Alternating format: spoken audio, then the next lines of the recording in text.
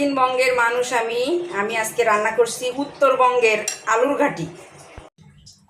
ঐতিহ্যবাহী খাবার আলু ঘাটি রান্নার জন্য আজকে আমি মাংস নিয়েছি।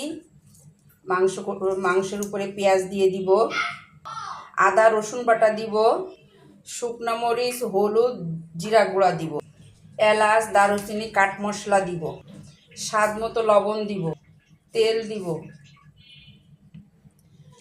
সাধারণত আমরা মাংস যেভাবে রান্না করি ঠিক ওভাবেই আমি রান্না করব। মাংসটাকে ভালোভাবে মশলাটাকে মাখিয়ে নিয়ে এখন চুলার উপরে বসিয়ে দিব। পুরো মাংসটাই আমি ভালোভাবে রান্না করে নিব। এক পাশে মাংস রান্না হচ্ছে আর এক পাশে আলু ঘাটির জন্য আমি আলু সিদ্ধ দিয়েছি।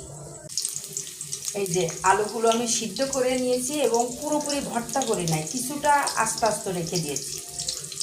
আমার পেঁয়াজটা লাল লাল করে ভেজে নিয়ে আমি এখন আদা রসুন বাটা দিয়েছি, লবণ, হলুদ, শুকনো মরিচের গুঁড়া, ধনিয়া গুঁড়া, জিরা গুঁড়া দিব, এলাচ, কাঠ মশলা দিব। মশলাটা ভালোভাবে কষানো হয়ে গেছে, এখন আমি সিদ্ধ করা আলু দিব। আলুটাকে আমি খুব ভালোভাবে কষাবো, কষাইতে কষাইতে একেবারে ভাজা ভাজা করে ফেলবো। এখন একটু পানি দিব, কয়েকটা কাঁচামরিচ দিব।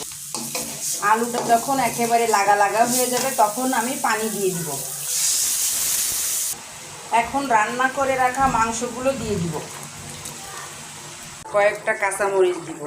এখন আমি ভাজা জিরার গুঁড়া এবং রাঁধুনি মশলা দিয়ে নামিয়ে ফেলবো।